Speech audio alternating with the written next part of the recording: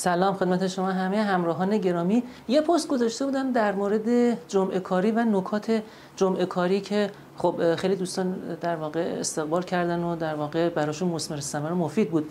اما بعضی گفته بودن که اگر میشه یه مثالی هم در واقع حل بکنیم، که حالا تو این کلیپ میخوام یه مثال عملی و عددی در واقع حل بکنم. خب فرض کنید مرداد 402 خب ساعات موظفش چقدره؟ کلا ساعات موظف قانونیش مثلا 190 ساعت. خب یه نفر 200 ساعت کار کرده، پس کار کرده یه نفر چقدر بوده؟ 200 ساعت بوده. خب 5 ساعتش جمعه بوده، 5 ساعتش روز جمعه بوده. حالا ما میخوایم حقوق اینو حسابش بکنیم. خیلی مثال ساده ای. خب ما گفتیم طبق قانون کار، حالا فرض میکنیم ساعتی مثلا 10 تومن هم میگیره.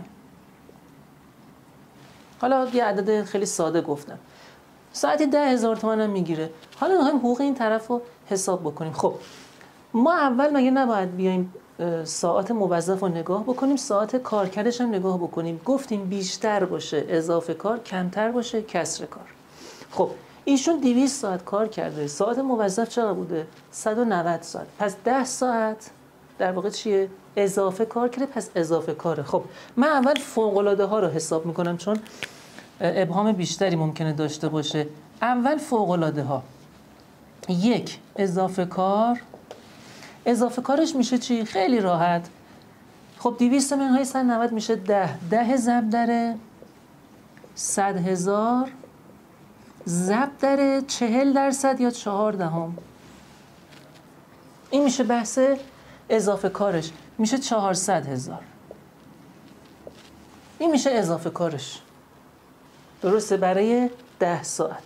حالا جمعه کارش، چون گفته 5 ساعت هم جمعه اومده دیگه. ماده 62 قانون کار چی میگه؟ میگه روز جمعه بیای 40% اضافه باید بر مزد ثابت یا مبنا بگیری. خب پس اضافه کارش هم میشه 5 ضرب در 100,000، هر ساعت 100,000 تومان، حالا 10,000 تومان هر چی، ضرب در اینم 14 میشه 200,000. خب پس اینم میشه جمعه کارش. حالا میایم مزد ساعت کارکردش رو حساب میکنیم. ساعتی که کار کرده. خب ایشون چند ساعت کار کرده؟ 200 ساعت کار کرده دیگه، درسته؟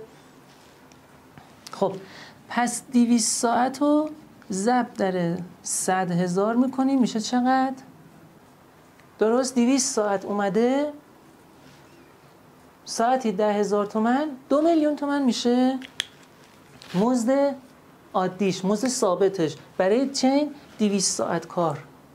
خب حالا اینا رو با هم جمع میکنیم، یعنی این 2,000,000 200,000 400,000 با هم دیگه جمعش میکنیم و اینجا جمع نهاییش رو می‌نویسیم. خب اینا که در واقع میشه 600,000،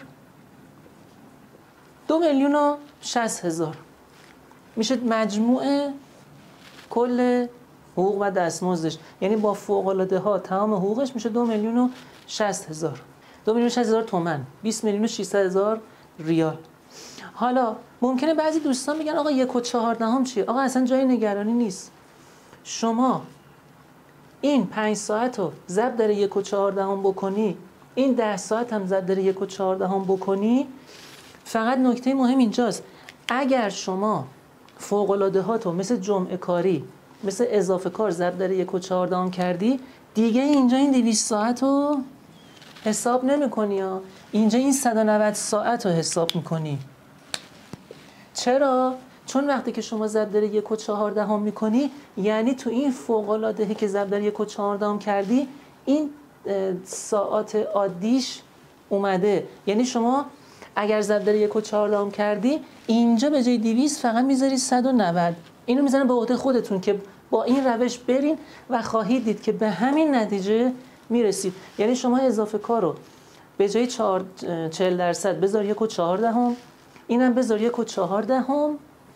خب ولی اینجا به جای 200 بذار 190. جمع بکن، آخرش به همین عدد میرسی، هیچ فرقی نمیکنه.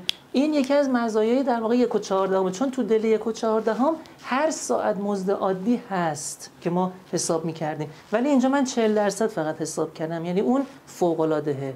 به خاطر همین ما میگیم فوق‌العاده. فوق‌العاده وقتی اسمش رو میاریم دیگه 1 و 14 ضرب نمی‌کنیم، 40% میگیم. اگر بخوایم ضرب در 1 و 14 بکنیم میشه همون مزد و فوق‌العاده در واقع حقوق عادیش. مرسی از همگی.